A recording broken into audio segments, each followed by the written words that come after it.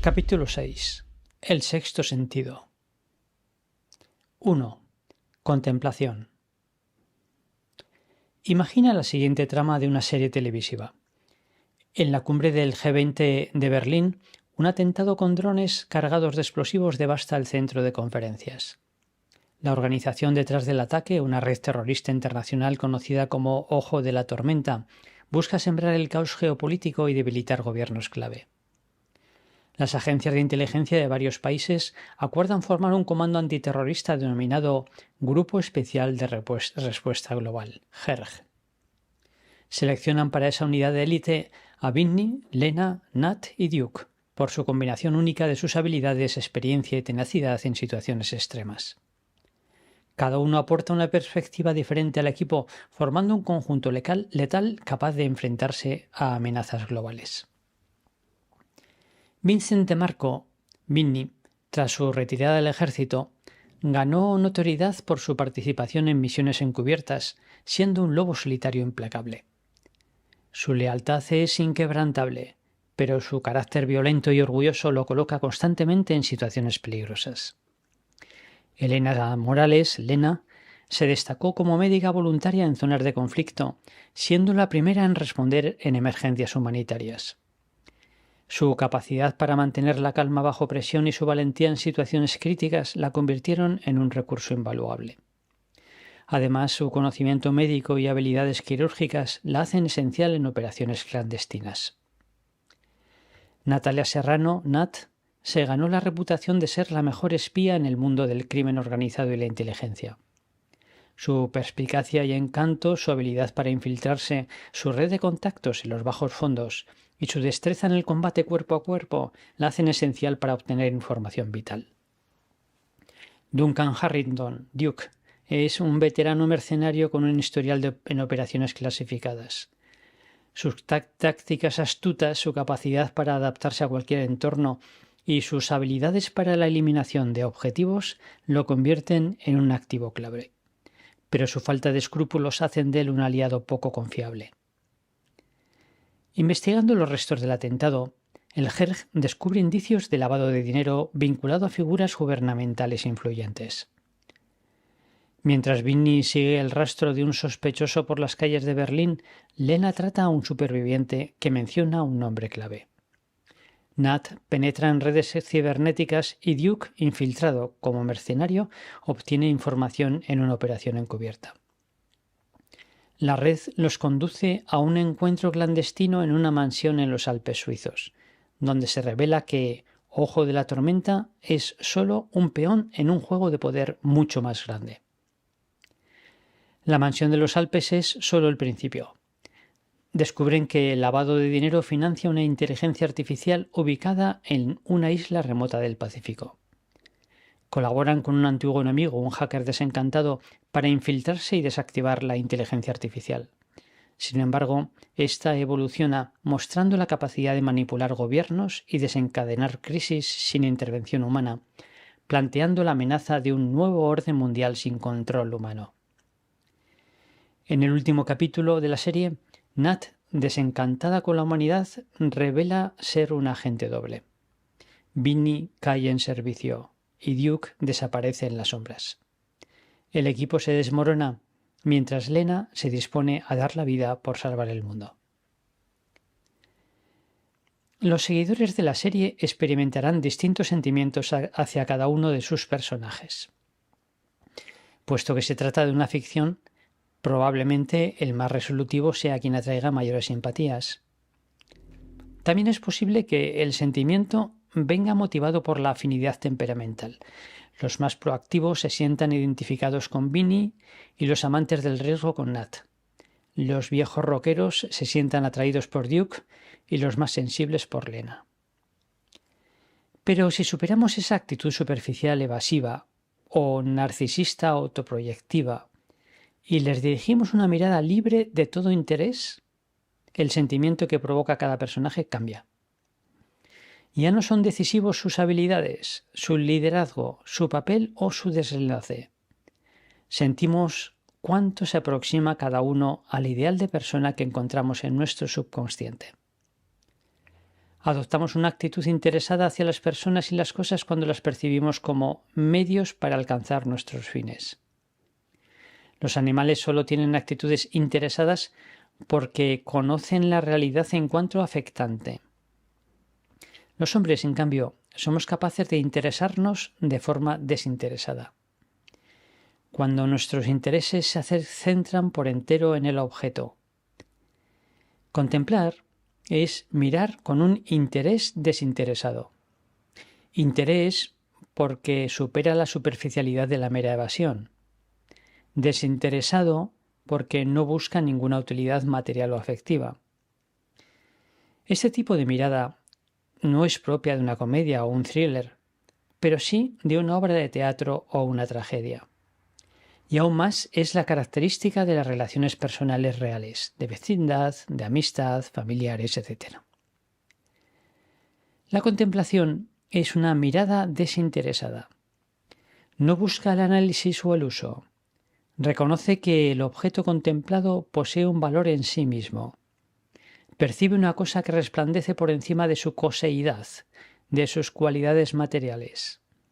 Capta un contenido inteligible que resplandece sobre el dato sensorial y que exige ser contemplado y no instrumentalizado. Este valor intrínseco de las cosas es lo que se denomina belleza. La contemplación de la belleza produce una sensación placentera. No un placer sensorial, como el de un baño en la piscina un caluroso día de verano o una taza de chocolate una fría tarde de invierno. Tampoco meramente intelectual, como el de un crucigrama o un sudoku. El placer que provoca la contemplación de un rostro, una flor o un relato es sensorial e intelectual a la vez. Dicho de otra manera, el placer de la contemplación no es un placer debido a un estímulo sensible o intelectual, sino un placer del objeto, del valor que se le reconoce en sí mismo. Estamos hablando de sentimientos espontáneos, no reflexivos, pero racionales y justificables. Es decir, de un conocimiento emocional. ¿Cómo se explica esto? Dietrich von Hildebrand elaboró una clasificación de los sentimientos por su objeto. Distinguió dos grandes grupos según estuvieran meramente causados o, por el contrario, poseyeran un motivo racional. A los primeros los llamó no intencionales y los subdividió en corpóreos y psíquicos. Los corpóreos son las voces del cuerpo, como las inclinaciones naturales, los deseos y los estados corporales, como el placer, el dolor o el sueño. Los psíquicos son los estados de ánimo que no responden necesariamente a un motivo racional, como por ejemplo puede ser la luna llena, y pretenden importar más de lo que les corresponde. Si adquieren tal intensidad que amenazan con silenciar la razón o dominar la voluntad, se denominan pasiones. Los sentimientos intencionales, por su parte, son los afectos que experimentamos ante lo que es valioso o perverso en sí mismo. No en cuanto me afectan, sino en sí. Pueden ser enérgicos, si poseen un contenido vital, como el poder o el poseer, e impulsan a la acción, o bien tiernos cuando nacen de experiencias afectivas de amor en todas sus formas. Paternidad, filiación, amistad, matrimonio, e impulsan a la interpenetración del propio alma con el alma del amado. Siguiendo esta clasificación, podemos decir que la contemplación personal, es decir, mirar a otra persona con interés desinteresado, produce un afecto intencional tierno, un sentimiento que posee una doble dimensión, objetiva y subjetiva. Percibe un más o menos en el modo como la persona, objeto de contemplación, realiza el ideal humano. Y a la vez manifiesta el tipo de persona que es el sujeto mismo que contempla. Veremos estas dos dimensiones, objetiva y subjetiva, de la contemplación. La afectividad tierna no procede de las inclinaciones naturales, que tienden a su objeto ciegamente. Tengo hambre o tengo miedo y eso tiende hacia la comida o hacia la huida, de manera ciega, de manera irracional. Tampoco procede la afectividad tierna solo de la razón, que capta la realidad en cuanto inteligible, pero solo de manera fría, formal. Tampoco de la sola voluntad, que capta lo real en cuanto deseable. No, la afectividad tierna es un conocimiento emocional. Revela que en el interior de la persona, de cada uno, hay un punto donde las potencias materiales y espirituales coinciden, se interseccionan. Un centro donde los sentidos se inteligencian, si se puede decir así, y la inteligencia se sensorializa. Un sexto sentido racional que llamamos corazón. Es el centro de la persona, el conjunto de la persona, y por eso se dice que una persona vale lo que vale su corazón. El corazón participa de la sensibilidad y de la razón, de los dos. Y está a mitad de camino entre ambas. Por eso escribe Pascal, el corazón tiene razones que la razón no entiende. Incluye a la razón, pero la supera. Experimenta sensiblemente un contenido intencional. Aprecia lo real en cuanto valioso en sí mismo, como la superioridad del sacrificio de Helena sobre la doblez de Nat. Es una especie de centauro de materia y espíritu. Muestra que el ser humano consta de dos principios unidos en una misma sustancia. Somos alma-cuerpo o espíritu-materia. 2. Belleza. La simpatía o resquemor, la admiración o indignación, la alegría o tristeza que nos provocan las series responden en primer lugar a lo que objetivamente ocurre. Traición, heroísmo, doblez, violencia. Vinny es violento y orgulloso, y Duke un mercenario poco fiable. Mirados con interés desinteresado, estos personajes provocan sentimientos negativos. ¿No nos gustaría estar rodeados de personas así? Esta impresión no es fruto de la formación religiosa o moral recibida en la familia o en la escuela. Es espontánea. Intuimos que no es la mejor versión del ser humano. Más bien reconocemos a una persona herida, degradada. No querríamos que nuestros hijos o amigos fueran así. Una roca de cuarzo, un abeto o un león no son pura materia, son materia ordenada. Poseen un principio organizativo que permite entender lo que cada uno es. Cada criatura sigue un patrón que la ciencia descubre y la tecnología aplica. Ese principio inmaterial que ordena a los entes materiales es lo que se denomina forma o esencia. Si conocemos la forma de algo, sabemos no solo lo que es, sino lo que debe ser. Algo es ordenado cuando tiene todo lo que le corresponde. Por eso valoramos la integridad y la armonía de las cosas. De un león esperamos que tenga 4 patas y de un ave que vuele. Esa forma de lo real y su integridad en cada sujeto en particular es lo que llamamos belleza. La belleza, por tanto, es una propiedad con fundamento en la realidad. Ha de ser actualizada por el sujeto contemplativo, pero no es puramente subjetiva, sino un orden sensible. Por eso, la belleza forma parte de la vida intelectual. Cuando digo que algo es bello, lo que describo es el objeto, no mi estado de ánimo. No lo expreso como una opinión particular, sino como un veredicto vinculante con el que debería estar de acuerdo toda persona racional. Por eso Santo Tomás afirma que sólo perciben la belleza los sentidos más cognoscitivos, la vista y el oído. Todas las cosas poseen una cierta forma, una esencia y por tanto alguna belleza. Un paisaje, un animal, una persona, un objeto, una obra de arte, una idea abstracta, una demostración, una acción, una palabra, un color, una flor, un rostro, una melodía e incluso alguna muerte. Por eso se dice que la belleza es una propiedad trascendental, que lo poseen todos los seres.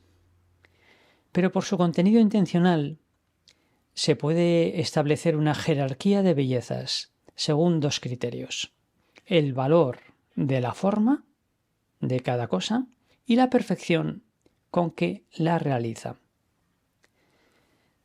Forma e integridad, forma y perfección. Estos son los dos criterios para establecer, para valorar cuánto de bello es algo. Así podemos decir que los seres animados poseen una belleza superior a los inanimados, porque están organizados y no son mera yuxtaposición de elementos. Y dentro de los seres vivos, los animales poseen una belleza superior a los vegetales, porque realizan más operaciones de las estrictamente necesarias para la supervivencia individual o de la especie. Y en la cumbre de las formas de vida está el hombre. A diferencia de los demás animales, creamos nociones, formulamos proposiciones, construimos razonamientos, añadimos el conocimiento intuitivo, figurativo, aritmético, musical. Deseamos ciertos bienes de modo espontáneo y otros a propuesta de la razón. Tenemos la capacidad de conocer lo real y de querer lo bueno en sí mismo, no solo para mí. Por eso podemos reconocer motivos por los que vale la pena sacrificar la vida. Somos capaces de una vida excéntrica. Poseemos una subjetividad que nos hace autoconscientes y libres. Un centro espiritual que nos saca de la total determinación de la materia. Un yo irrepetible y por tanto de dignidad absoluta. Esta misteriosa composición de alma y cuerpo, los filósofos griegos la formularon así: el alma es la forma sustancial del cuerpo.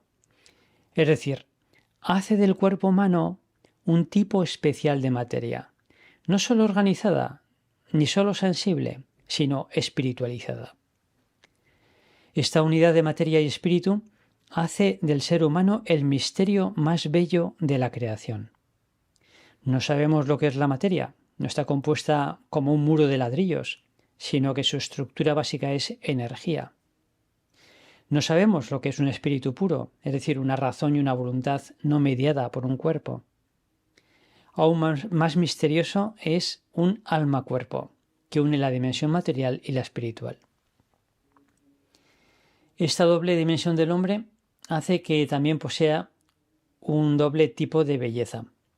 Decimos es una persona bellísima para referirnos a su belleza exterior, que se percibe a primera vista y se puede manipular, como sabe muy bien la industria de la cosmética. En cambio, cuando afirmamos es una bellísima persona, aludimos a su belleza interior, que se capta dramáticamente, es decir, con el trato, y no es manipulable. Ambos tipos de belleza son compatibles, complementarias, pero independientes. El ser humano es el más bello de la creación, por tanto.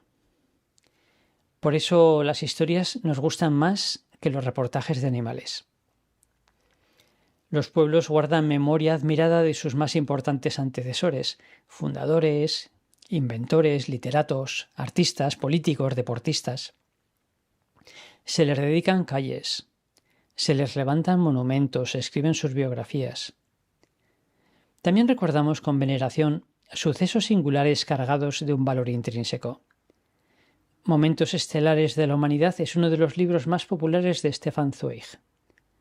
Consta de 14 microrrelatos históricos, algunos épicos, como el descubrimiento del Pacífico por Vasco Núñez de Balboa o la composición del Mesías por Händel, pero otros trágicos, como la huida del hogar familiar y muerte de Tolstoy, o el fracaso de Wilson en lograr una paz en Europa, o el fusilamiento simulado de Dostoyevski.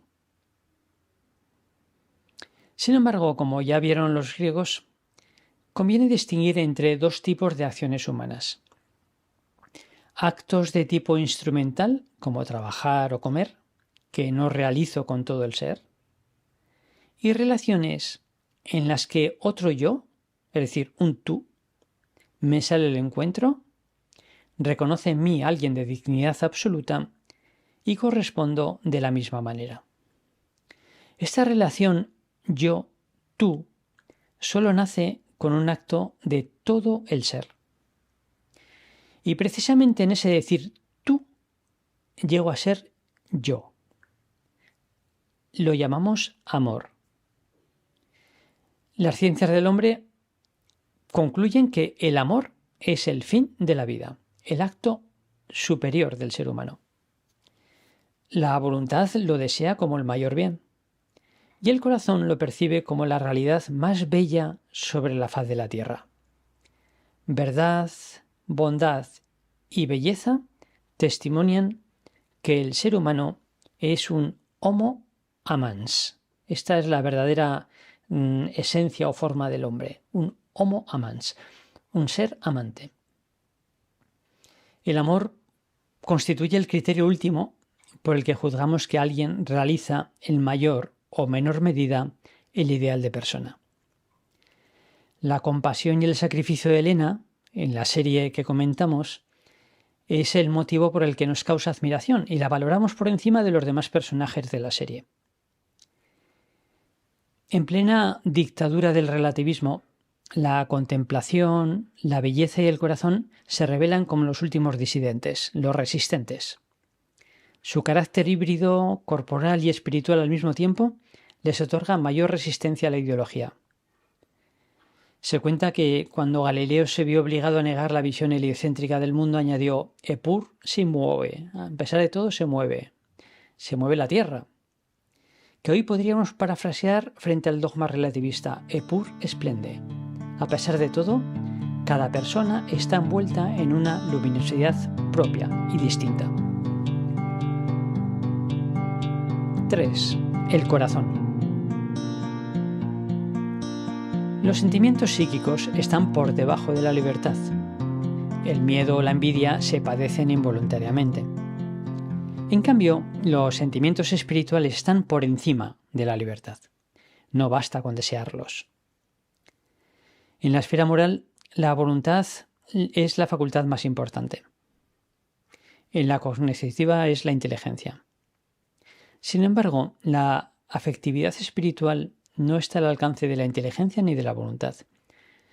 La contrición profunda, un amor ardiente y profundo, la conmoción ante un acto de caridad son un don que ha de ser acogido por la totalidad de la persona. Ya dijimos que la contemplación posee una doble dimensión, objetiva y subjetiva. La contemplación manifiesta una cualidad real de la persona contemplada, pero a la vez revela el tipo de persona que es quien contempla. La percepción de la densidad amorosa de alguien requiere en quien contempla una cierta afinidad con el amor. La percepción de la belleza se produce por connaturalidad, mediante un sentido común aplicado al amor. Solo es capaz de mirar con interés desinteresado quien tenga experiencia del amor. Quien no sea amado será incapaz de una mirada desinteresada, y quien no ame no podrá mirar con interés. El amor y la capacidad de contemplarlo tiene, por tanto, una estructura tú, yo, tú. Vamos a verlo. En primer lugar, tú, yo. El desamor dibuja un círculo vicioso. El hombre es un extraño ser que necesita no solo un nacimiento físico, sino además ser bien aceptado para poder afirmarse y existir. La primera mirada de la madre marca para siempre al recién nacido. Luego necesita caricias, cuidado, amor entre algodones durante años para crecer sano. Quien no lo recibe lo busca desesperadamente y se hace egoísta.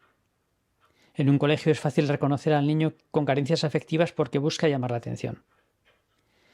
Lo contrario del egoísmo es el amor propio, que nace del ser amado mucho y bien. La humildad no consiste en odiarse a sí mismo, sino en olvidarse de sí mismo. Pero el amor es un don. No puede obtenerse por uno mismo. Es el negativo de la lógica comercial. Se ofrece y se recibe gratuitamente. La hermosura, la elegancia, la riqueza, la fama, el poder no bastan para conseguir un verdadero amor. Incluso pueden ser un obstáculo, porque inducen a desear aquello y no a amar a la persona misma. Este círculo vicioso del desamor, necesitamos amor y si no lo recibimos entonces lo buscamos, pero no lo podemos encontrar porque es un don, no se consigue con las propias fuerzas. Este círculo vicioso solo puede romperse desde fuera, por la irrupción de alguien que ame gratuitamente. La autoestima conjuga no la primera sino la segunda persona del singular. Tú me amas, luego soy amable. La llave hacia el yo está en el tú. Un tú que me diga con su propia existencia es bueno que existas. Entonces se activa el amor en mí y soy capaz de aceptar al tú y al mundo. Un círculo virtuoso, contrario al vicioso del desamor, que tiene su principio en el tú. Así lo expresa poéticamente Pedro Salinas. Cuando tú me elegiste, el amor eligió. Salí del gran anónimo de todos, de la nada. Hasta entonces nunca era yo más alto que las sierras del mundo. Pero al decirme tú, a mí, sí, a mí, entre todos, más alto ya que las estrellas o corales estuve. Posesión tú me dabas de mí al dárteme tú. No obstante, es preciso dejarse amar, no basta con que nos amen. Ser muy amado es muy desestabilizador. Por eso se dice que en este mundo el amor no es amado. Escribe Carlos Cardona, sucede alguna vez que una persona se muestra bastante capaz de dar y a la vez incapaz de recibir.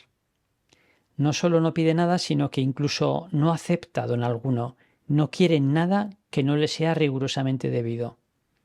El amor hace vulnerable, nos hace indigentes de reciprocidad.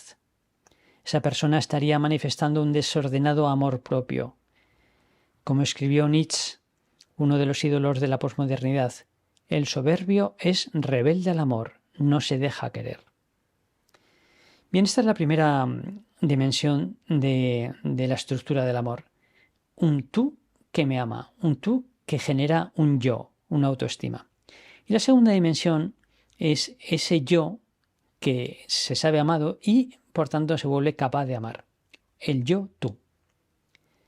La persona querida también puede padecer defectos afectivos, hipertrofias del corazón, como el sentimentalismo o la benevolencia desordenada, o al revés, atrofias del corazón, como el deseo de ser amado desordenadamente, la esclavitud de las pasiones, el intelectualismo, etc. Es preciso trabajar la mente emocional. Se necesita un estilo de vida compatible con la contemplación. Ya hemos visto que la búsqueda desordenada del placer y el éxito provocan adicciones y ansiedad. Han de prevenirse estas patologías fomentando las actitudes contrarias, el señorío, la ironía, el silencio. La prisa es activismo, provoca impaciencia, ansia y violencia. Se opone a la ternura. Por el contrario, quien vive el señorío es señor de sí y por tanto es capaz de administrar sus sentimientos. Es decir, guarda cierta distancia respecto a sí mismo. Es magnánimo, aspira a lo más elevado. La necesidad de éxito endurece la vida y el corazón. Lleva a vivir en la cabeza de los demás y por tanto en la inautenticidad y el fingimiento. Produce constante tensión y lleva a despreciar a quienes fracasan. La ironía, por contra, no se toma el éxito ni el fracaso demasiado en serio. Sabe relativizarlos tiene mentalidad de deportista y no desea el éxito mezquino y a cualquier precio. El ruido exterior aleja de los demás. Nos puede unir a miles de personas en una sensación rítmica, pero impide la comunicación personal. Si llega a invadir el mundo interior, también nos impide estar solos. El silencio no consiste en retirarse del mundo, sino en la atención al propio mundo interior que posibilita compartir con otros lo íntimo. El silencioso encarna el clásico ideal contemplativo que consiste en valorar lo profundo de la vida y distanciarse de la velocidad que lleva el mundo que lo rodea. Estas tres actitudes que son pues, tan básicas, el señorío, la ironía, el silencio, son como la cardiosfera, la atmósfera en que el corazón puede crecer. Pero además de un estilo de vida compatible, aprender a contemplar requiere maestros, o mejor aún testigos. Estos pueden ser de dos tipos: personas ricas interiormente o pobres materialmente. Aprendemos a contemplar por la amistad con personas ricas espiritualmente, en cuyas vidas resplandezca el amor con la suficiente intensidad como para provocar el deseo de imitarlas, la envidia. Aprenderemos a mirar con interés desinteresado, primero por afecto al testigo, y en la medida en que se va educando en la libertad, por amor al amor mismo. Esto se puede denominar experiencia de la grandeza, afinar el gusto, poseer criterios intersubjetivos. Los otros grandes maestros de la contemplación son las personas sufrientes, los pobres materialmente, los pobres de cosas materiales, pero también los enfermos, los ancianos, los tristes, los que están solos, los materialistas, los que no tienen sentido para la vida. Ellos son los mejores coaches del corazón. Junto al sufriente se aprende a compadecer, padecer con, a consolar, a eliminar la soledad, a misericordiar, a poner en nuestro corazón sus miserias.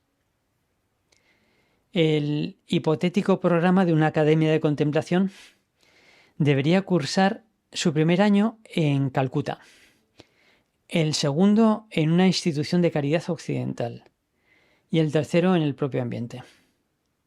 Quise mucho a un gigante que encontró su vocación como voluntario crónico en Calcuta y cada vez que regresaba a Occidente sentía indignación de nuestro descontento.